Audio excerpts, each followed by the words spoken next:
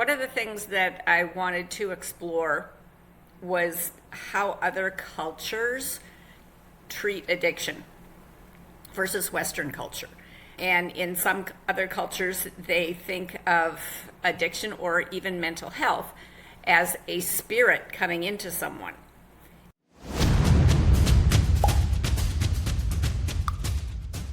Joe, welcome to the podcast. Thank you so much for being here today. Thank you so much for having me, Mark. I really appreciate the opportunity to talk books with you. I'm glad you took the opportunity. So let's get right into it. Campus of Shadows is your book. Read it, really enjoyed it. Read it and listened to it, really enjoyed it. So I'm very excited to talk about this one. This was pretty different for some of the books I've had lately and how character-driven it was. But I'll let you pitch it first, and then we'll dive into it all. Okay.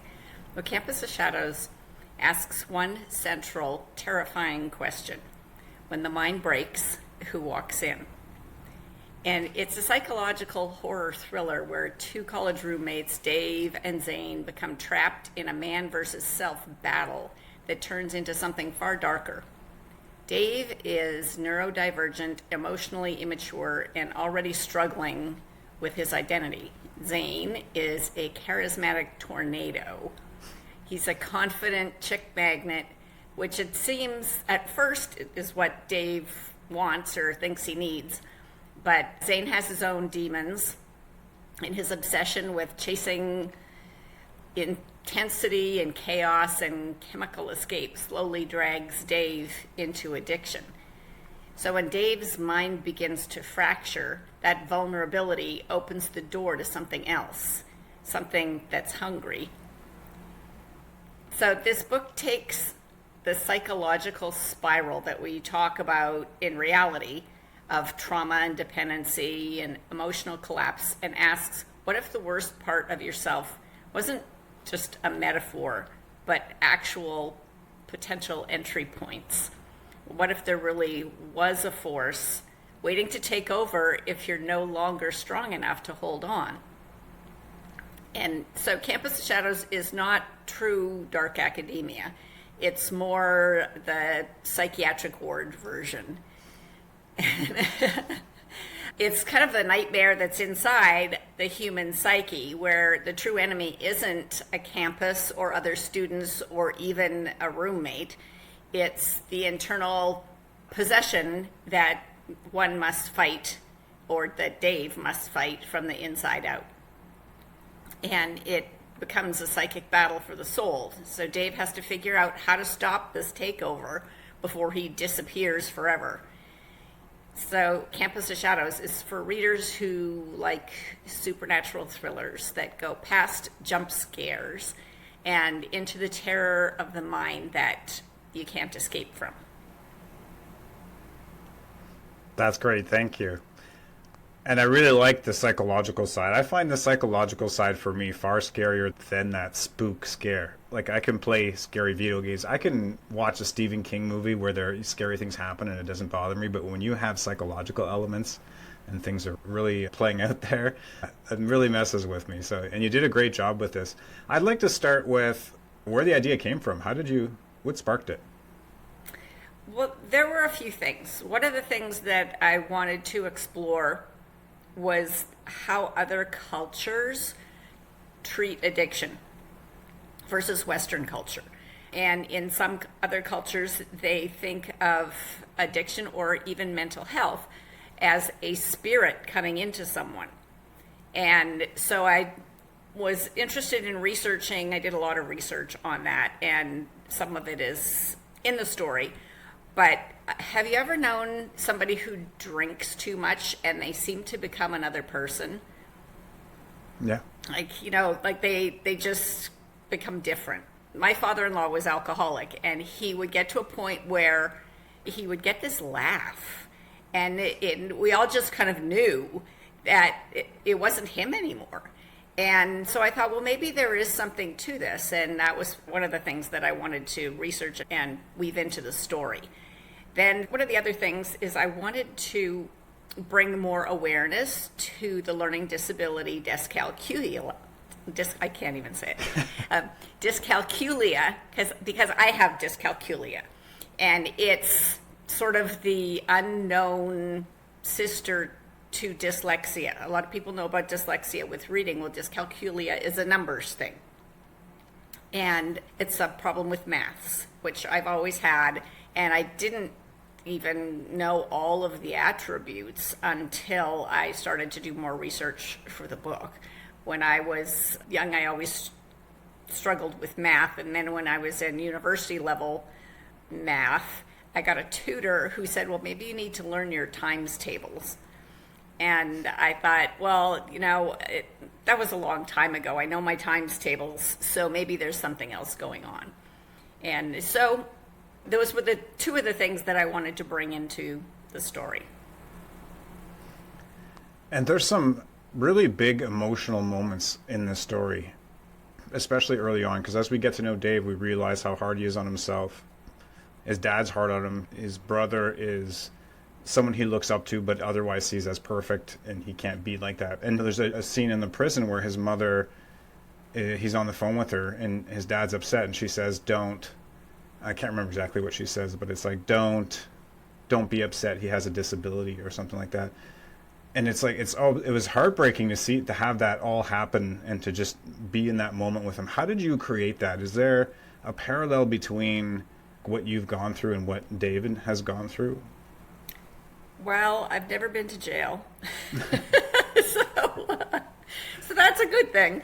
But there are many moments, not so much with my parents, because my parents were supportive, but just I think I've been very hard on myself, and so if I mess up with something and I know the reason is because of the math problem or some of the other things that flow over from that, like reading out loud is one of them. For some strange reason, people with dyscalculia have difficulty reading out loud.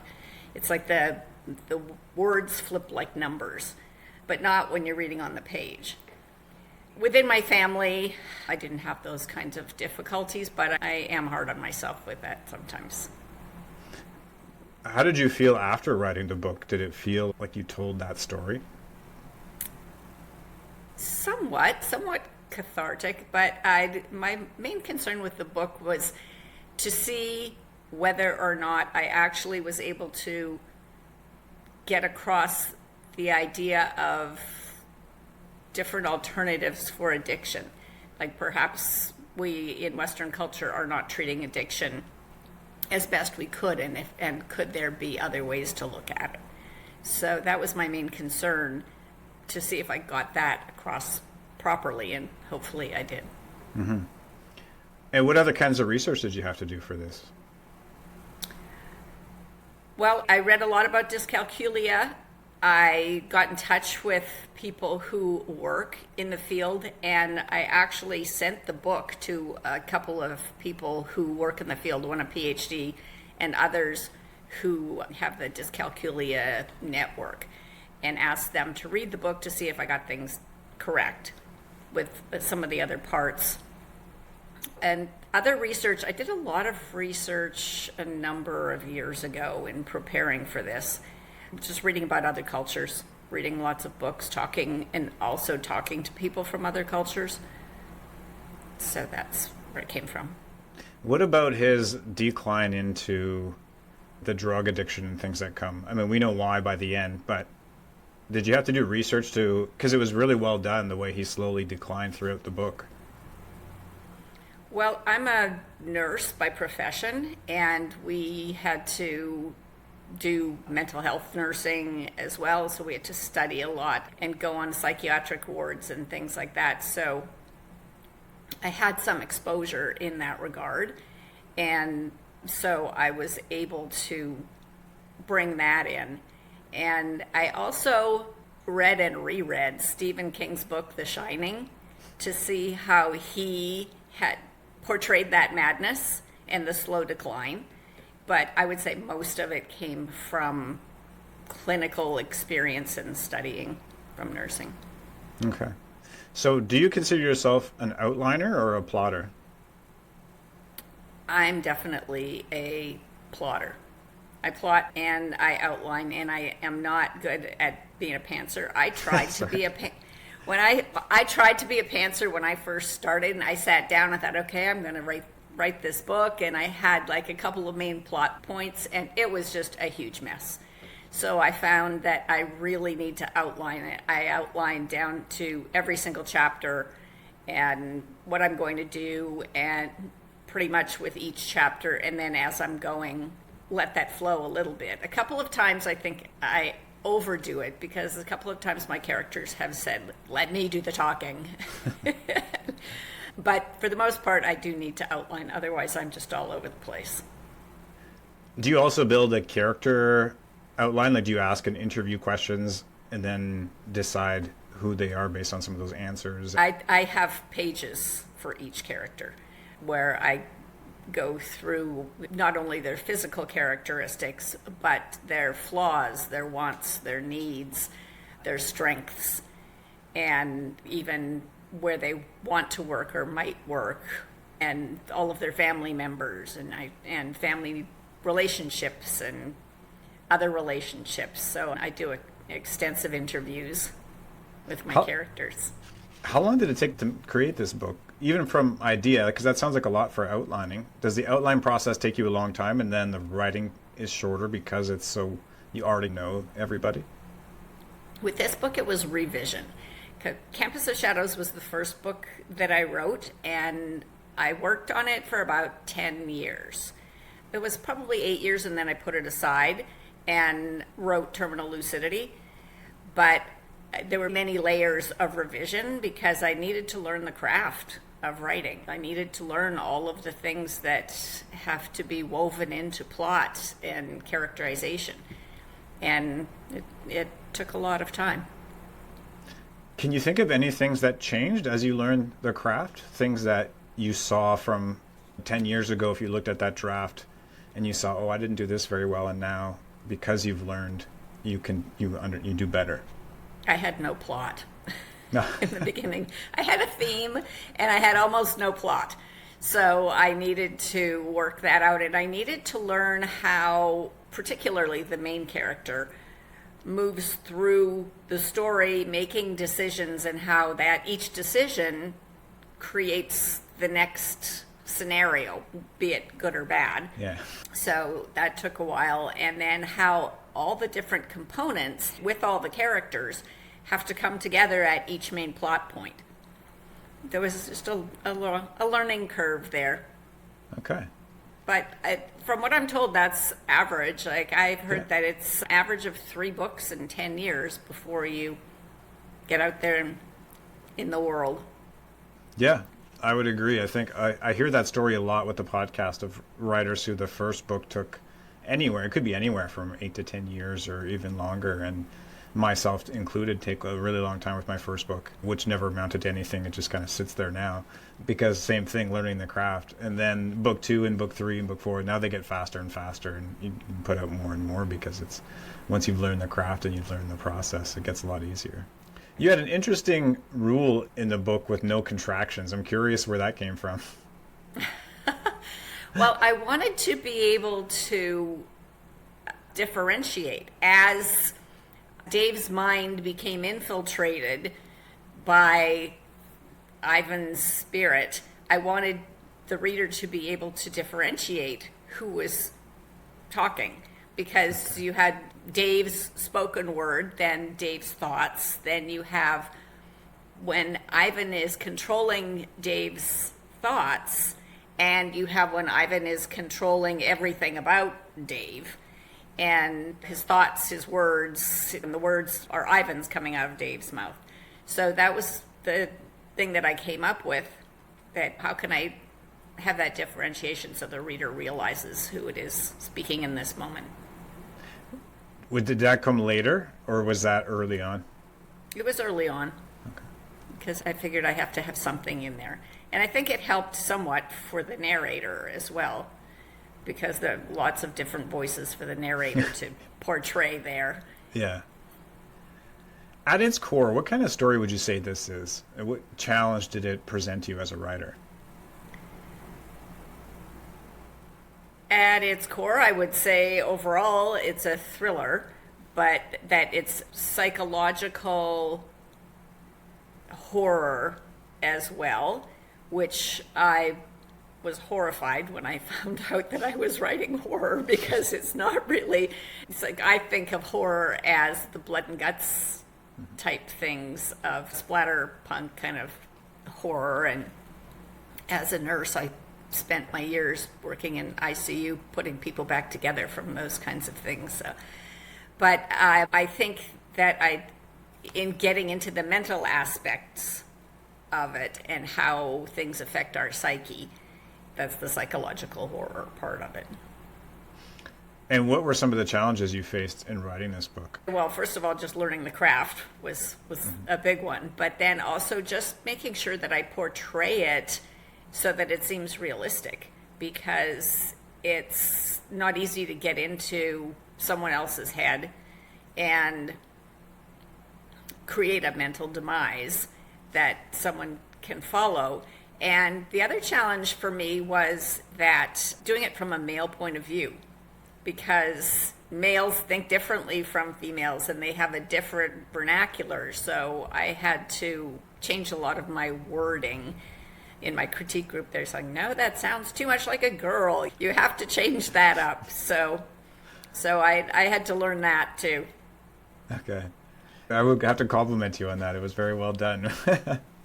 I was thinking that as I read it too, not that it was just well done from the idea of, wow, this is really coming to life. Like, I can imagine like it's happening just like this. There was nothing that pulled me out of the story, which can happen sometimes. It was very well done that way.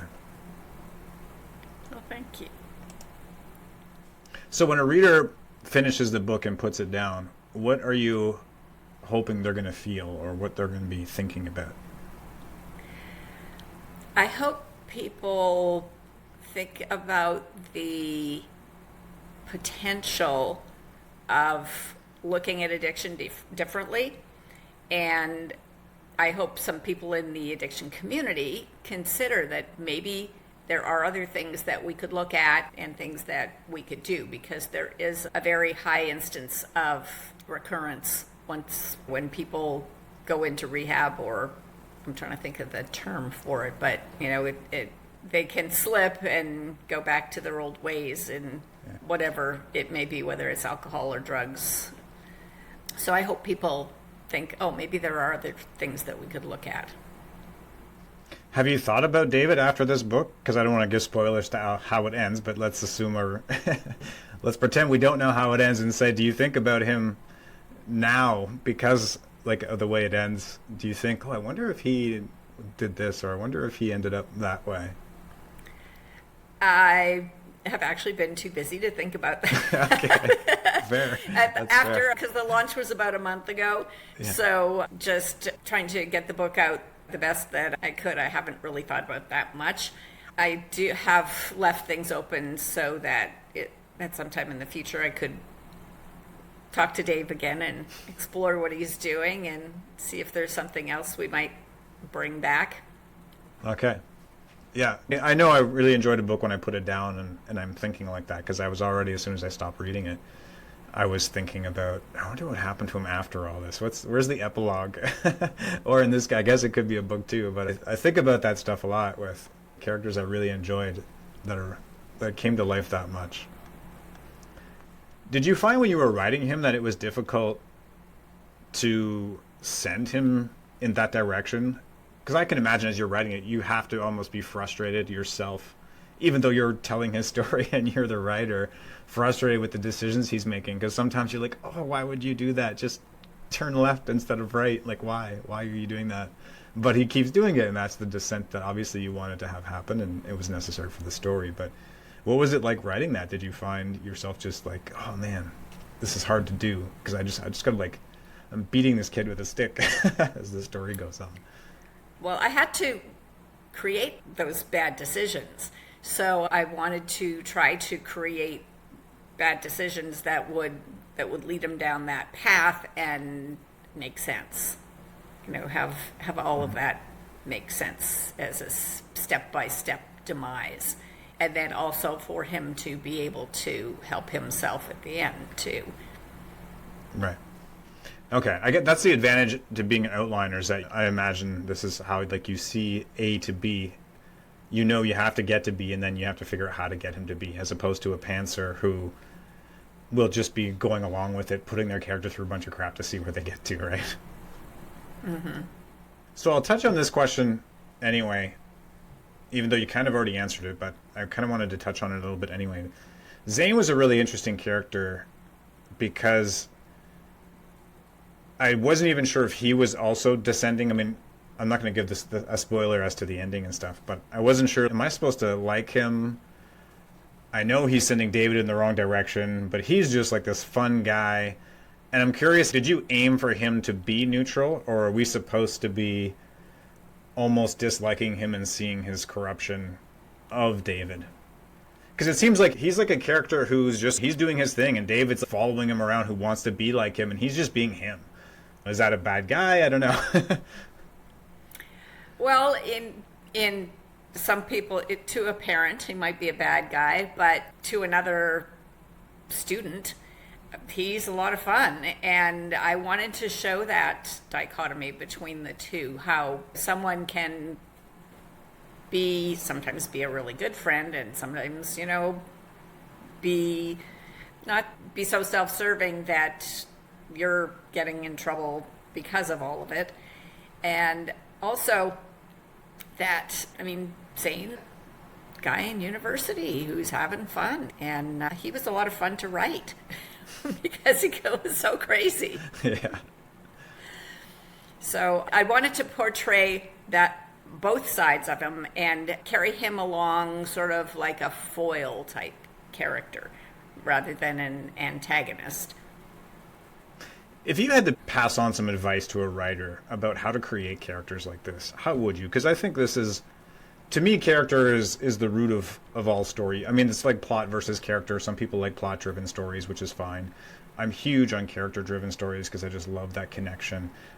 What advice would you give to someone who struggles with creating that kind of authenticity and making them feel real? I think part of that is also just giving into your characters, letting them talk somewhat. But I studied a lot about characters and types of characters. I wonder if I have that book here. There was a thing called 45 Master Characters by a guy named Schmidt. I got it on the bookshelf there. Okay. And that goes into detail about lots of different types of characters and gives examples. And so that was helpful to me in the beginning when I was trying to figure out, okay, how does each character fit into which role? And because they all have to tie in. And so I would say if somebody's really struggling with figuring out characters, that can be helpful, that book. Okay. 48 characters. 45 Master 45. Characters No. by I messed it up. by Schmidt. Pretty That's close. Yeah. There might be 3 more in there somewhere. Okay. What advice would you give to someone who just published their first or second book? Keep writing. Just keep going, because there are a lot of ups and downs in the business and highs and lows. And so just keep writing and follow your favorite characters, because if you like those characters, then they'll be easier for you to write. And you can explore the different things that they bring out and possibly even put them in a series. Yeah. Thank you. Yeah. Good advice. If you can pick one thing that led to your success so far, what would it be? Determination and stick-to-itiveness, because there are lots of ups and downs, and there was 10 years of learning the craft, and it's like, oh, is this ever going to come to anything? Are my books ever going to get out there in the world? And with all the layers of revision and revise, and you go back to your critique group and they say, no, that's not working. And you revise again and say, well, what about this? And then you revise again. So yeah, just have to hang in there. When did you feel like Campus of Shadows was ready after all this time? How did you know that was the moment that it was, okay, I'm ready to send this out to the world now after all this time?